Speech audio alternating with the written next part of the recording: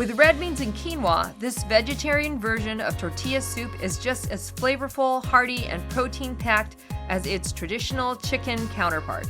First, I'm going to show you how to make our broth with delicious layers of smoky depth and complexity. Here I have tomatoes and garlic that I've blackened and blistered under a broiler. Remove the peels and set these aside. Next, lightly toast the chilies, put them in a bowl and soak them in hot water for around 15 minutes. The chilies should be nice and tender. In a blender, puree the tomatoes, garlic, and drained chilies until smooth, and set this aside. Heat oil in a large saucepan over medium heat and add the quinoa.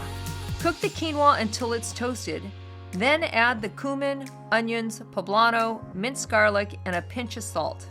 Now add the pureed tomato mixture and reduce slightly. Next, add the stock and bring to a simmer, allowing this to cook for 20 minutes or until the flavors are melded. Add the corn and beans and bring to a low simmer for about 5 minutes. Red beans are the hearty powerhouses in this vegetarian soup. Just before serving, mix in chopped cilantro.